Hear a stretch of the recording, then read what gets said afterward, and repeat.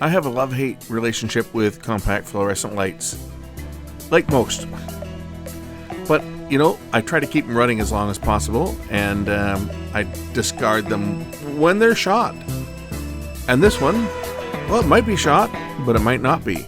You see, it has a mind of its own. It works sometimes, other times it doesn't work. And when I think it's not working, then it starts working again. So we're going to see what the problem is and see if I can keep it working.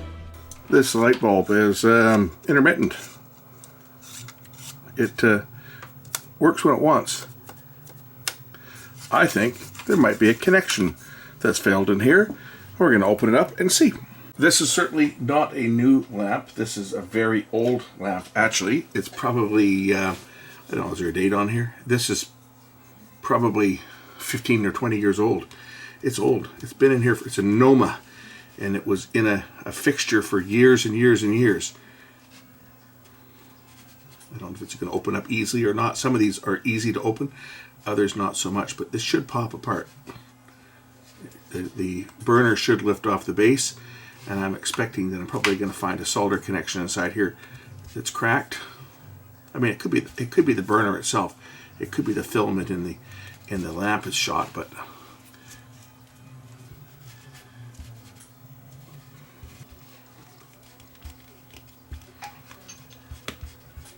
there we go. Okay, here's the ballast. This lamp I don't think has a ton of hours on it. It was installed in a weatherproof fixture over a shower, so it's not like it's had moisture at it, but it doesn't get a lot of use, right? It's not one that's running, and when it is turned on, it's turned on for a while. It's not like it's one of these ones that turned on for 2 minutes and then off. When it was running, it would run for, probably half an hour, 45 minutes or so, but it wouldn't run a lot every single day. Now I want to try to get the a little board out of here so I can see what's going on. I'm going to have to undo the at least one side of it. I'm going to have to undo the filaments so that I can flip the board over and look for bad connections, as I'm sure that's what I'm going to find, is a connection somewhere in here that is bad. Undo those. That'll give me a little bit more slack on those wires. And I guess I'll just unspool, small screwdriver here, to unspool the wire wrap.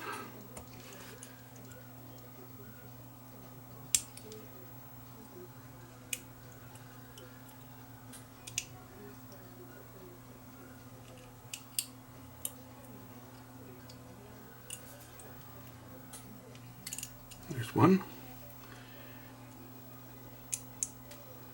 This way I can flip the board over and see. I mean, it even could be these wire wraps for that matter.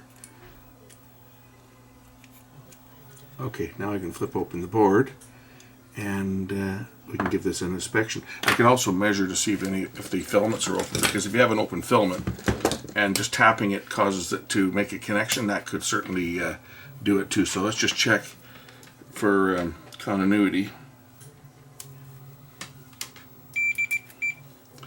We should have continuity across the wires, which we do there, and we do there. So I think maybe it's probably a connection on the board. I'm going to put some light on here so I can see what I'm doing, and give it a good close inspection, and I'll get the camera zoomed in too so you guys can see what I'm looking at.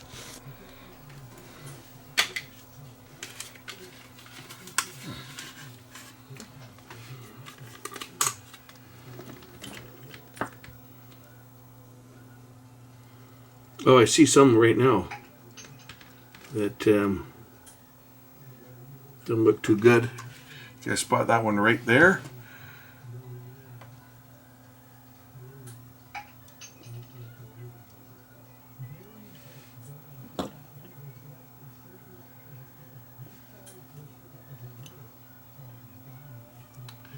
Power goes in here.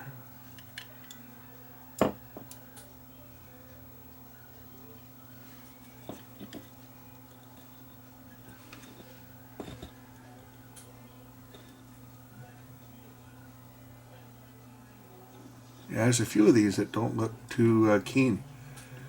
Transistor down here.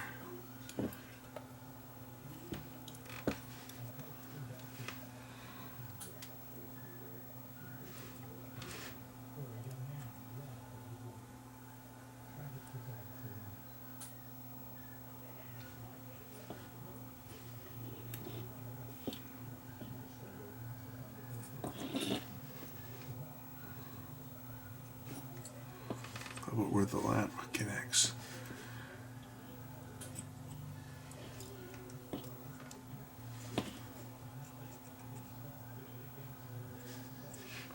That one there looks like it could be a bit rough. Definitely these ones right here. Look at the cracks. Can you see it? It's cracked right around. That one there's cracked. That one there's cracked. I'm going to resolder these, and then we'll put the lamp back on and see if it still blinks on and off when I tap it.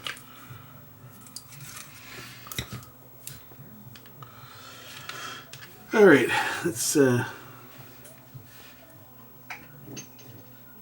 reflow.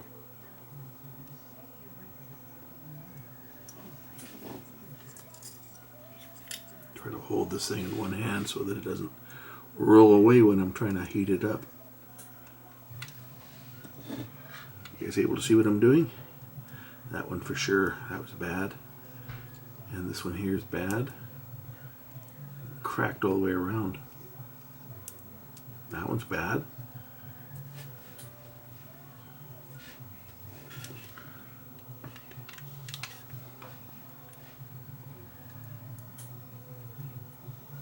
Oh, the hell with it. Just do the whole frickin' board. Oh, look at that one. Look at that one. That one wasn't even soldered. I touched it and the solder fell right off. Well, that would explain why it doesn't work properly. Burning my fingers. Damn it.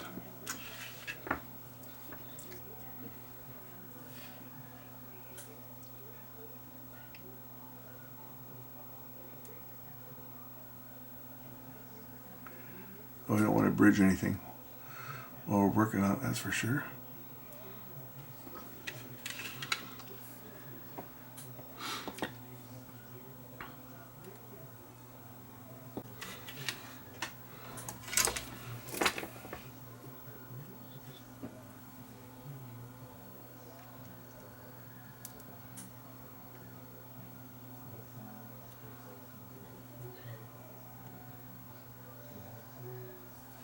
I know some of you are probably saying, why am I wasting my time on an old light bulb? Well, because it's not done yet. It's not burned out yet. I hate sending things to recycling before they're actually done. I don't mind shipping things off for recycling once they are burned out. Once they're done. But something that's still functional, and all I have to do is just invest a few minutes of time, even though it's only worth a couple dollars. If I can make it work and last another 5 years, then why not? And that's why we do this stuff. It's more about learning what goes wrong with this old stuff as well, right? It's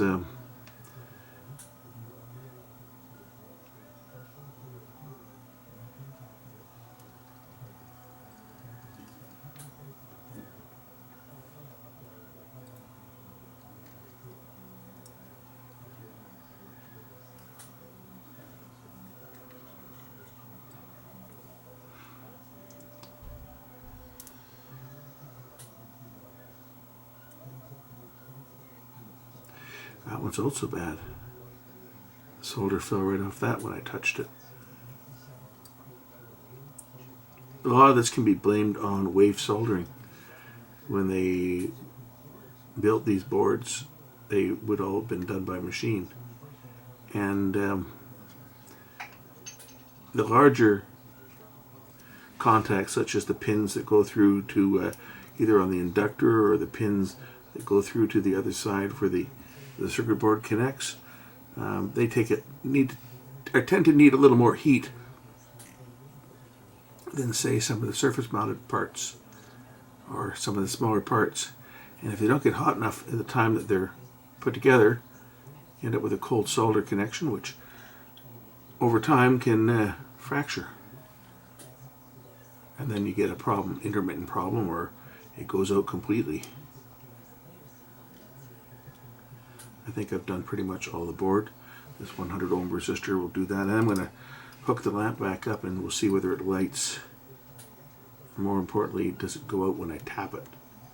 That's the nice thing, is this one here I was able to actually see that what it was doing, and I could make it turn on and off at will by just tapping it.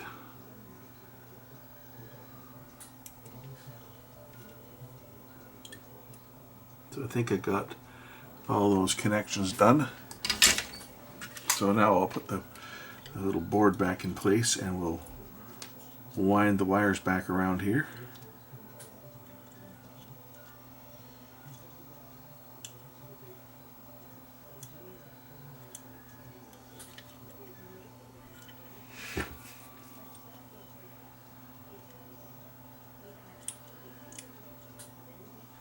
Now I could solder them, but if I do that, if I have to get into it again, it's going to be a little more difficult. So I'm just going to wire wrap them like they originally were. I think that's probably good enough. If it was good enough from the factory, they should be okay.